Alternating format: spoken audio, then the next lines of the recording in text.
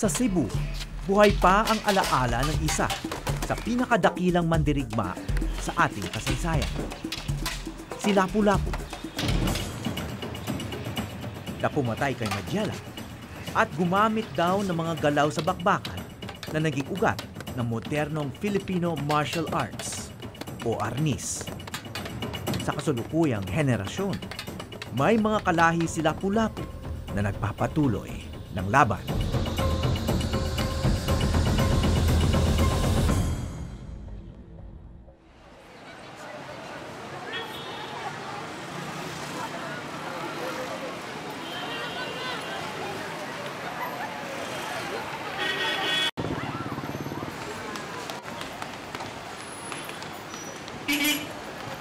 Amator, sigasa.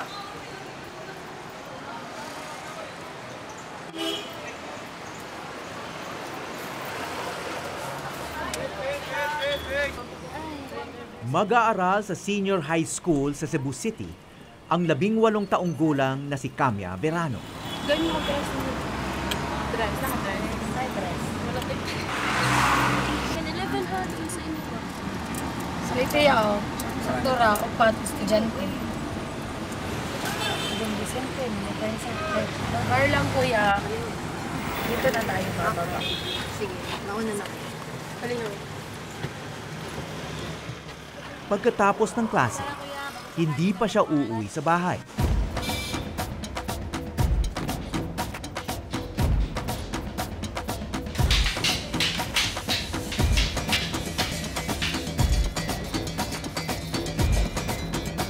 Lunes hanggang Biyernes, nagsasanay siya sa Kakoy Cañete 12 Pares Gym, kasabay ang iba pang kabataan mula sa iba't ibang paaralan.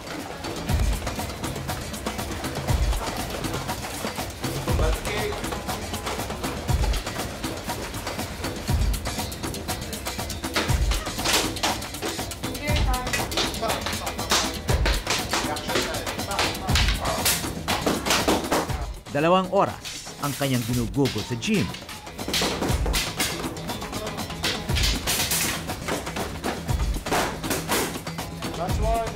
Pagkatapos dito, hindi pa rin siya uuwi.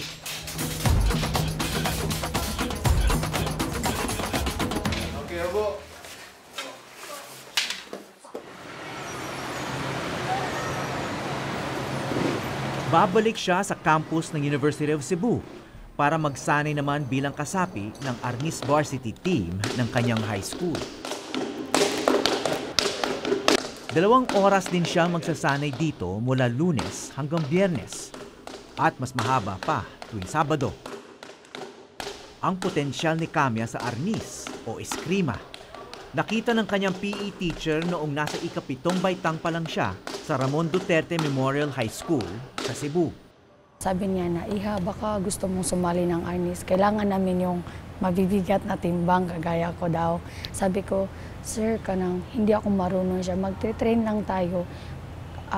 Baka may potential. May potential daw ako, sabi niya. At ayun, nag-undergo na ako ng training. Bakit niya sinabi may potential ka? 3 kaming mataba, sir. Tapos, pag nag-jog kami, ako yung nakakakumpleto yung mga exercise namin, daily routine namin, yung mga stretching, like yung mga drills, ganyan, yung cone, like pang volleyball, pang yan, pag nagtitin, sabi ni sir, halika nga dito, gusto kong kunin kita kasi may laro kami, kailangan namin timbang mo, kaparehas mo, tas mataas ako. Mula pagkabata, mabigat na ang timbang ni Camia. At madalas daw itong ipinapaalala sa kanya ng mga kapwa mag-aaral.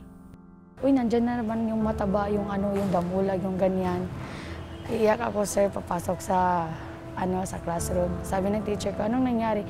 Ma'am, binubuli nila ako, ganyan. Yung teacher ko, sabi niya, kinausap na yung principal. Nag-meeting kami lahat. Na ako noon, grade 6, graduating na. Sabi niya, sir, nag-meeting siya about bullying. Bawal kayong manghusga ng ibang tao. Ayun. Yan.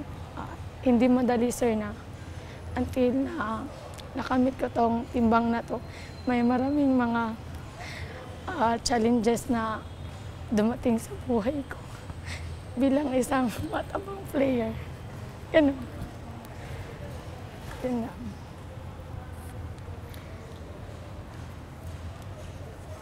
Yes, sir. Walang ani sa doon, naiiyak. Naiyak lang ako sa story ko, sir, nung bata ko. Kaya hindi ko mapigilan luha ko, sir. Ang slash na to, short lang. Ha? So, ang target na sa ulo. Pataas ang target. Bukod sa pagbabawas ng timbang, may ibang nabago sa buhay ni Kamya noong sumali siya sa arnis. Ang paglakas ng kanyang tiwala sa sarili habang nagiging kalubhasa. Tapos, ayun, yung lahat ng nambuli sa akin, wala na. Hindi ko na sana nakita kasi nag-transfer na yung iba. Tapos yung iba, yung mga classmate ko, wala. Sabi nila, napakagaling ko na raw. Malaki ang naging papel dito ng Kakoy Cañete 12 Pares Martial Arts School. Libreng tinuturoan ng magpinsang arnis master na sina Chuck at Miko Cañete. Ang mga mula sa pampublikong paaralan, babae man o lalaki.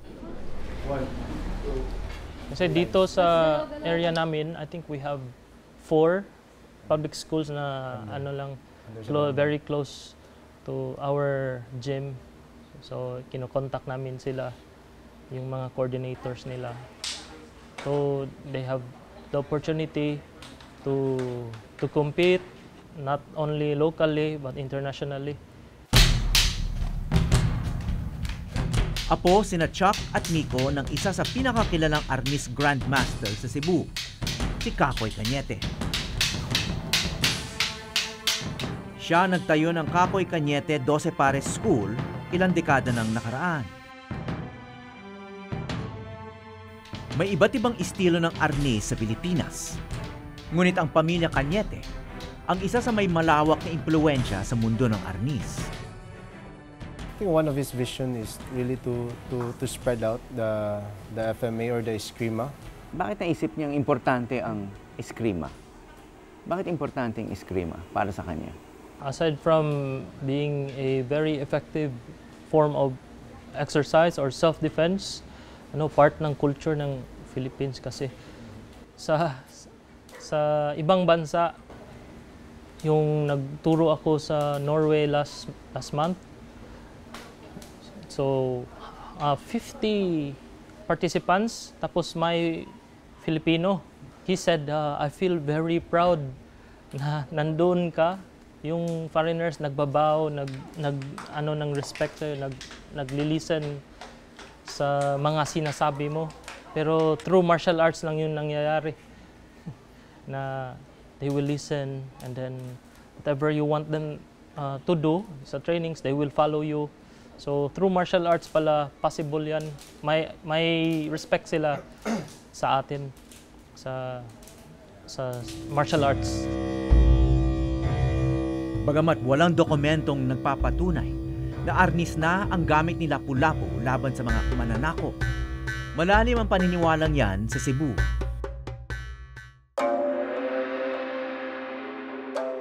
Paglipas ng panahon, nakabit na ang pagkakakilanlan ng arnis sa Cebu.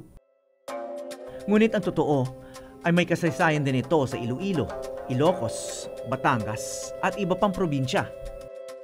Pati Hollywood ay napasok nito. Ang dakilang martial artist na si Bruce Lee ay nag-aral din ng arnis, kaya nakilala ang stick fighting sa pelikulang Enter the Dragon.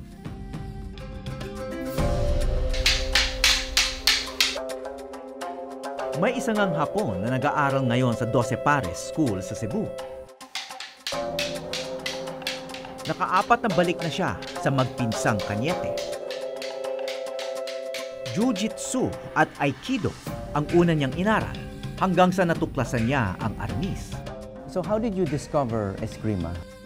I was interested in Jeet Kune Do, and the part of Jeet Kune Do is Filipino martial arts. Jeet Kune Do was founded by Bruce Lee, and Bruce Lee's student Dan Inosanto is a Filipino American, and his specialty is Filipino martial arts. So I saw his video in Japan and got to know the Filipino martial arts. So how is Eskrima different from Japanese martial arts? In Jiu-Jitsu, they are practice for competition, not for street fighting or self-defense. But here, Eskrima is not only for competition. Yeah, they just practice for self-defense. And that's why you like it. Yeah, I like it. It's for everyday use. Yeah. Yeah.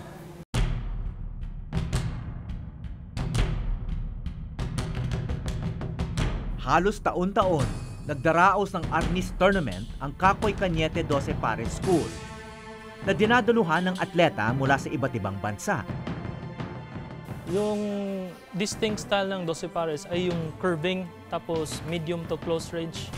Na kahit yung range natin very tight, maka-move, maka-strike pa din kasi curving kasi. Pag may resistance dito, so wrist lang yung pinaikot, palo ulit, palo. So parang rapid, continuous striking. So parang bihira yung may lumalayo eh. Hindi tulad sa boxing, lalayo, iiwas, di ba? Ito talagang harap-harapan ng bakbakan eh. Kasi may protective gear. Pag may pain factor na, mag-iba na yung game. Kaya may ibang category kami na low armor. So some of them would describe it as kulata. Kulata means to beat up or gulpihin. Kasi wala nang armor. Padded yung stick pero walang armor. May pain factor.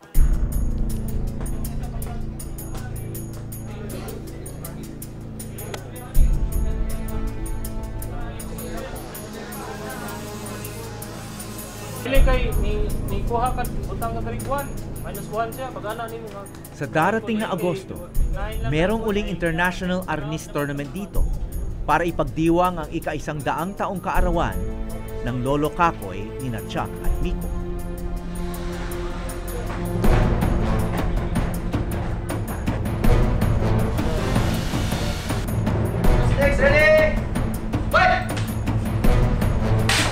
Bagamat may armor, madalas nagkakapasarin ang mga lumalaban.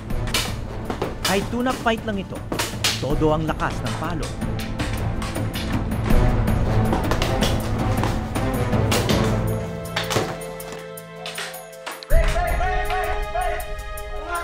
Katulad ng tunay na laban, may mga hurado at scorecards.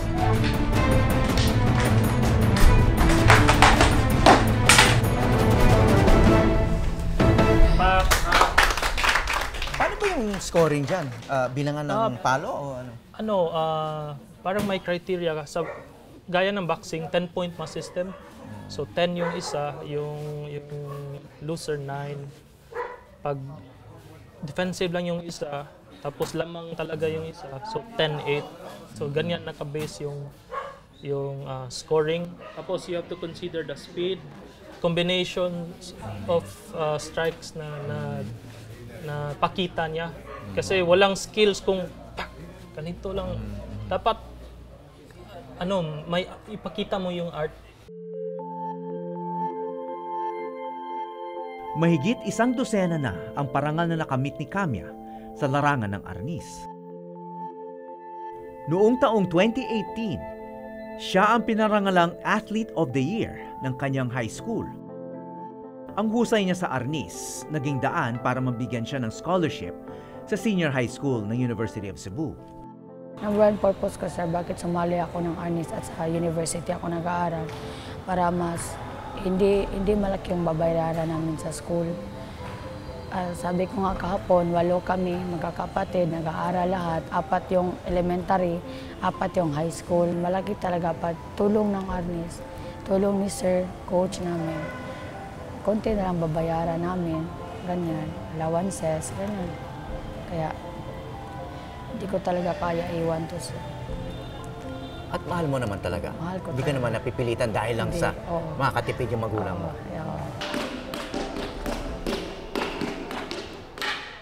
Ang kanilang coach na si Benji Zapanta, may iba yung pangarap pa para sa Arnis.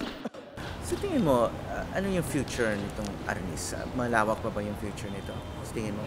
SEA Games, hopefully, by next year, another 2 years from now, or another SEA Games for Vietnam, and hopeful para sa Asian Games. And maybe by that time that I will become old, it will be in the Olympics. Who knows? So that is one of our dream.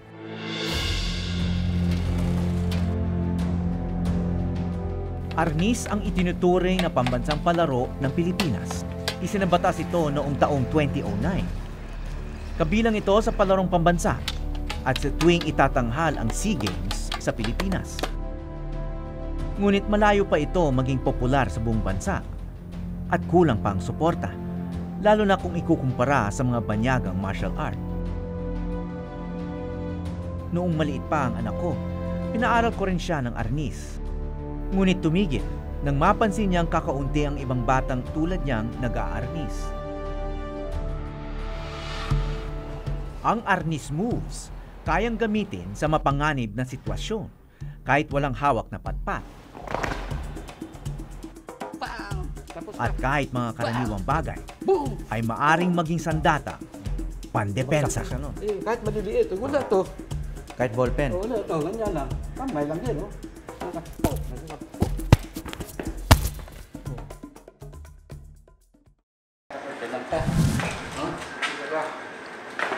I will walk backwards. Dahan-dahan mo, tumbak ka.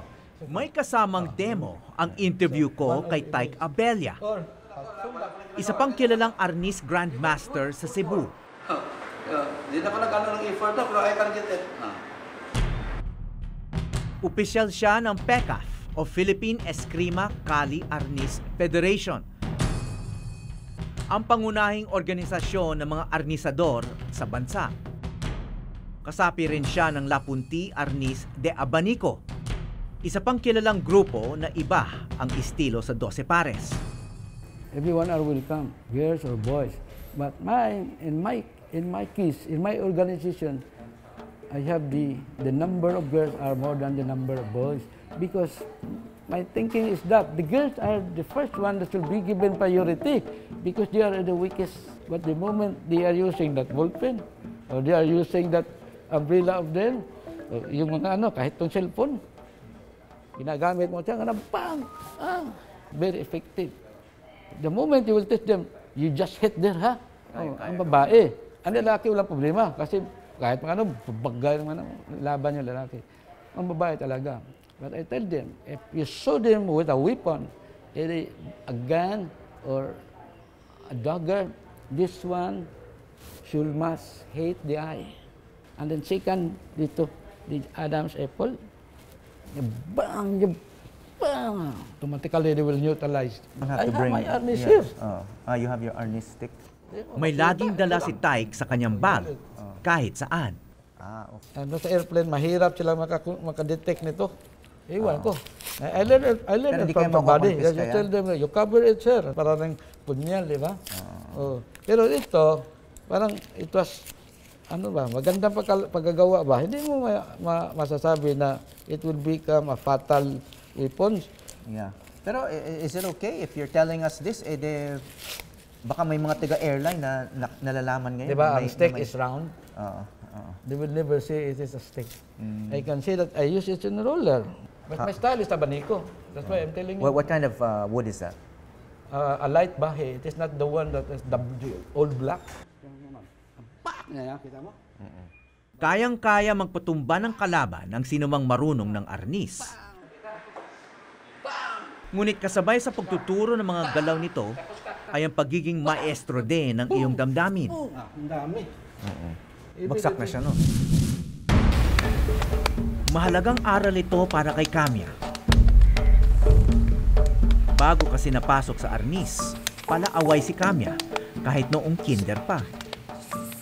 Naaway ko yung anak ng may-ari ng school. Tinutukso ako, sabi niya, mataba daw ako, damulag daw, ganyan. Sabi ko, bakit ka mangingialam? Hindi mo naman to katawan. Sama talaga akong tao pag inunahan ako, sir. Ginanyan ko niya t-shirt niya. Sinumbag ko siya, sinuntok. Tapos pinatawag ako yung mama niya is ang principal. Sabi niya na, hindi ka na makakaaral dito. Kailangan mo na mag-transfer ng ibang school. Kababata ni Kamya si Anthony sa dati nilang high school. At tulad ni Kamya, mapusok noon si Anthony. Kasi noon, agresibo masyado, maliit na bagay, daling mapikon. Kaya doon, maraming nag-advise sa akin, yung mga kuya ko sa arnis. Para sa akin po, kapag nag-arnis ako, parang mawala yung lahat ng stress ko kapag naka-strike ako ng mga gulong or kapag nakapag-sparring, ganyan. Parang mapapalabas ko yung emotions ko sa pamagitan ng pag-arnis. Wala kang sinasaktan? Oo, walang sinasaktan. Masama na gamitin sa masamang bagay kasi pumasok tayo dito, gagamitin natin sa tamang pamamaraan. Hindi natin gagamitin sa like ganyan yung sinabi mo na manggulpi ng ibang tao. Tinuruan siya sa arnis na huwag mag-isip gumanti sa mga dati nagpahirap sa kanya. Respeto sa lahat ang turo sa mga arnisador. Wala nang mangbubuli sa akin, hinahangaan pa nga nila ako. Sir, ay, classmate ko yan nung ano ko, siya yung si Kamya, siya yung ano, nanalo pala siya ng ano. Napaka-proud namin kasi akala namin na kahit yung mga pangyayari na dumating sa buhay mo, ginawa mo nalang inspiration para mas ano ka, sir, mas i-cheer up mo yung sarili mo, sir. Pagkatapos ng training, mahabang biyahe pa uwi ang tatahaki ni Kamya. Nag-iisa sa lansangan, ngunit kayang ipagtanggol ang sarili.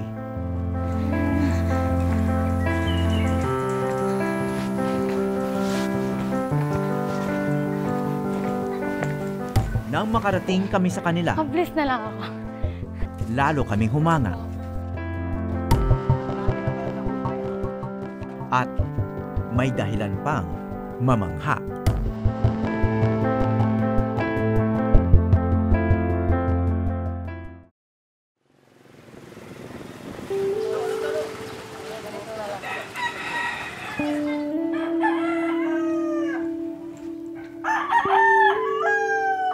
Isang oras mula sa sentro ng Cebu City, narating din namin ang lugar ni Kamya.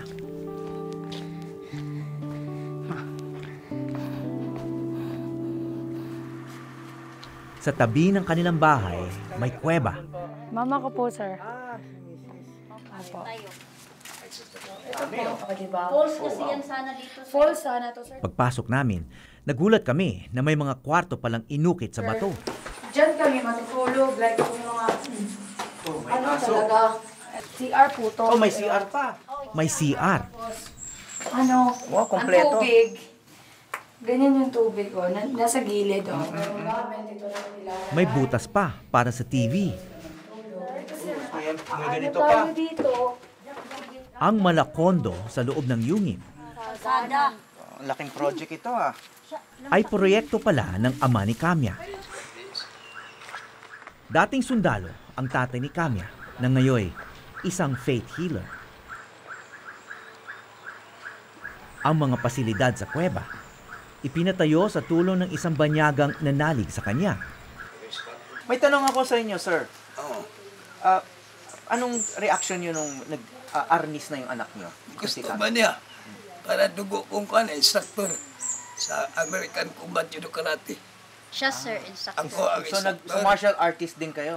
Siya, sir, kaya nagmana yan si Kamya at sa 74 na kayo.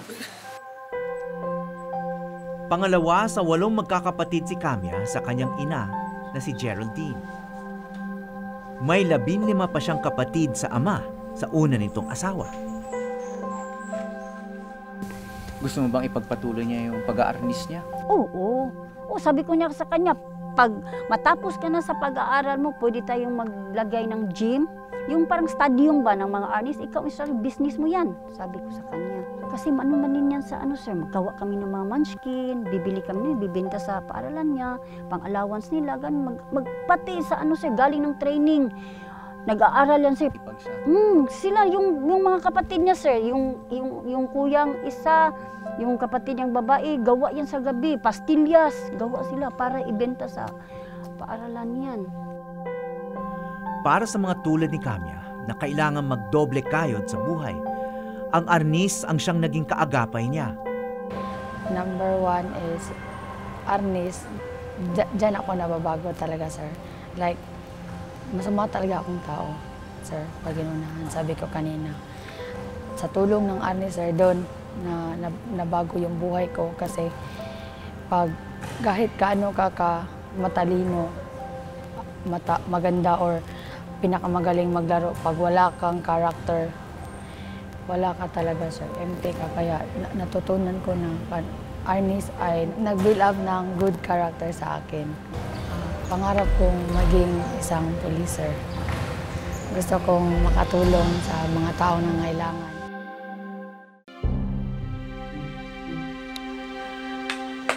Masasabing nahanap na ng dalaga ang kanyang landas. Sa pamamaraan ng sinaunang tradisyon, nahuhubog ang disiplina, sipag, at magandang ugali ng isang nangangarap maging pulis.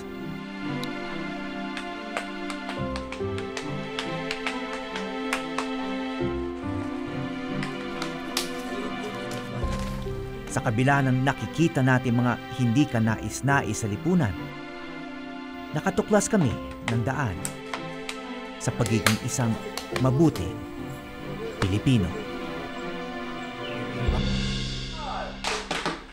Mula sa Cebu, ako po si Howie Severino at ito ang Eyewitness.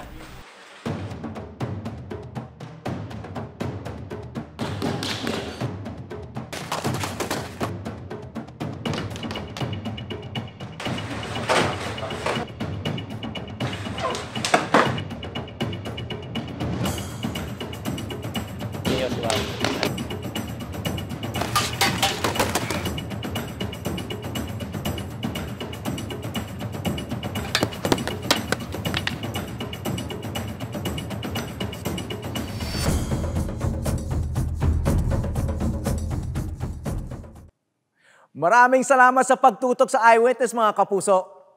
Ano masasabi niyo sa dokumentaryong ito? I-comment na yan at mag-subscribe sa GMA Public Affairs YouTube channel.